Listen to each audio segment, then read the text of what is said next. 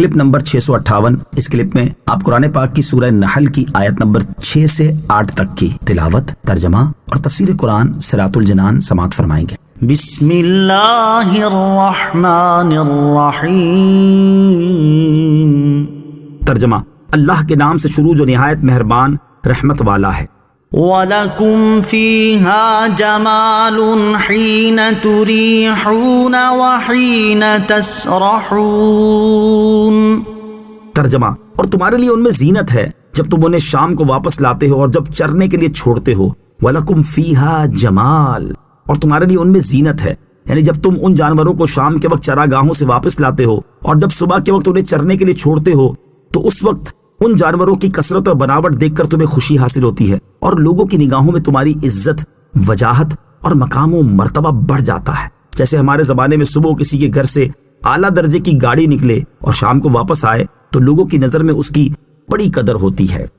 وَتَحْمِلُ أَثْقَالَكُمْ إِلَى بَلَدٍ لَمْ تَكُونُوا بَالِغِيهِ إِلَّا بِشِقِّ الْأَنفُسِ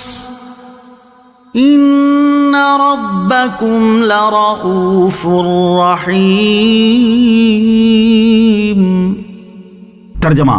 اور وہ جانور تمہارے بوجھ اٹھا کر ایسے شہر تک لے جاتے ہیں جہاں تم اپنی جان کو مشقت میں ڈالے بغیر نہیں پہنچ سکتے، بے شک تمہارا رب نہایت مہربان رحم والا ہے۔ وَتَحْمِلُ أَثْقَالَكُمْ، اور وہ جانور تمہارے بوجھ اٹھا کر لے جاتے ہیں، یعنی وہ جانور تمہارا سامان اور سفر کے دوران کام آنے والے آلات اس شہر تک لے جاتے ہیں جہاں تم اپنی جان کو مشقت میں ڈالے بغیر نہیں پہنچ سکتے، بے شک تمہارا رب نہایت مہربان رحم والا ہے کہ اس نے تمہارے لیے یہ نفع دینے والی چیزیں پیدا کی ہیں۔ جانور پر سواری کرنا اور بوجھ لادنا جائز ہے۔ ابو عبداللہ محمد بن احمد قرطبی رحمۃ اللہ تعالی علیہ فرماتے ہیں، اس آیت سے ثابت ہوا کہ جانوروں پر سواری کرنا اور ان پر سامان لادنا جائز ہے، البتہ جتنی ان میں بوجھ برداشت کرنے کی قوت ہو اسی حساب سے ان پر سامان لادا جائے۔ جانوروں سے متعلق اسلام کی عظیم تعلیمات، کثیر احادیث میں جانوروں کے ساتھ بھی نرمی سے پیش آنے، ان کے لیے آسانی کرنے اور ان کے دانا پانی کا خیال رکھنے کا حکم دیا ہے۔ چنانچہ حضرت ابو ہریرہ رضی اللہ تعالی عنہ سے روایت ہے،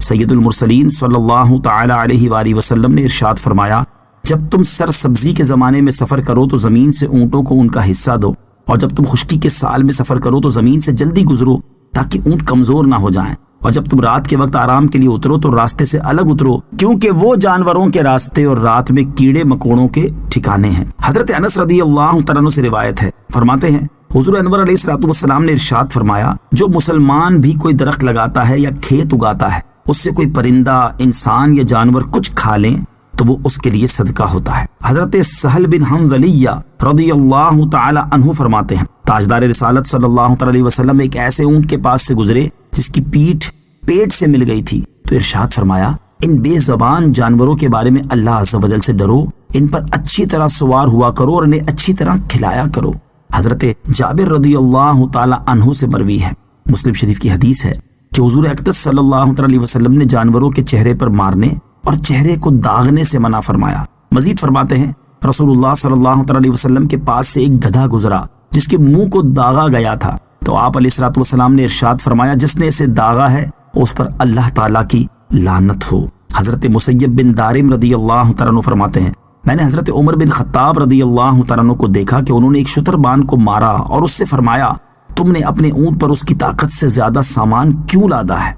وَالْخَيْلَ وَالْبِغَالَ وَالْحَمِيرَ لِتَرْكَبُوهَا وَزِينَةً وَيَخْلُقُ مَا لَا تَعْلَمُونَ۔ ترجمہ، اور اس نے گھوڑے اور خچر اور گدھے پیدا کیے تاکہ تم ان پر سوار ہو، اور یہ تمہارے لیے زینت ہے، اور ابھی مزید ایسی چیزیں پیدا کرے گا جو تم جانتے نہیں۔ والخیل والبغال، اور گھوڑے اور خچر، یعنی اللہ تعالیٰ نے گھوڑے، خچر اور گدھے بھی تمہارے نفع کے لیے پیدا کیے تاکہ تم ان پر سواری کرو، اور ان میں تمہارے لیے سواری اور دیگر جو فوائد ہیں ان کے ساتھ ساتھ یہ تمہارے لیے زینت ہے۔